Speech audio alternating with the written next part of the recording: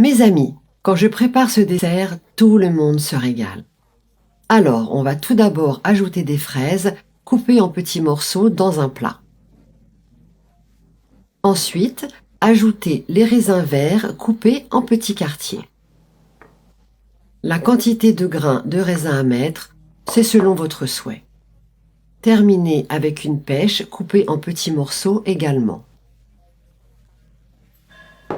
Mélangez bien tous les fruits délicatement pour ne pas les écraser. Cette recette est délicieuse et elle a une saveur toute particulière. Je vous conseille vraiment de tester cette recette à la maison car c'est un véritable régal. Après avoir bien mélangé, mettez de côté. Continuez la recette et utilisez une grande casserole. Ajoutez-y 400 g de crème, mais n'allumez pas tout de suite votre feu. Ensuite, on va pouvoir ajouter dans la casserole 400 g de lait concentré. Voilà, on racle bien. Maintenant, ajoutez un jaune d'œuf et puis 5 gouttes d'essence de vanille. Mettez-en plus ou moins selon votre goût, mais attention, il ne faut pas en mettre trop non plus. Mélangez tout ça très bien avec le fouet et une fois que vous avez terminé, allumez sous la casserole à feu moyen. Après épaississement, vous voyez, c'est prêt. C'est hyper facile et assez rapide. Versez ensuite toute la crème sur les fruits dans votre plat.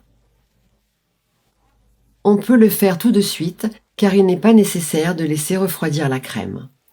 Répartissez bien la crème dans tout le plat et bien étaler avec une spatule.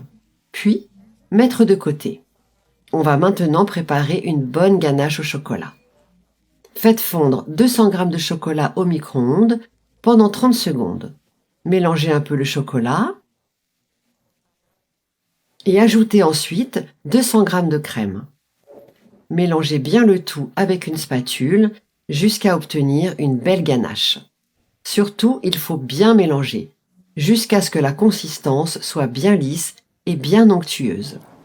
Voilà, vous voyez, c'est prêt. Vous pouvez maintenant verser la ganache au chocolat dans votre plat et bien la répartir sur toute la surface de la crème. Regardez comme ça a déjà l'air délicieux. Moi qui suis très gourmande, j'adore cette recette. Étalez bien la ganache avec une spatule. Voilà, comme ça. Et puis, vous mettez au réfrigérateur pendant 2 heures. Alors, vous allez tester cette recette? C'est un dessert vraiment délicieux. Vous allez vous régaler.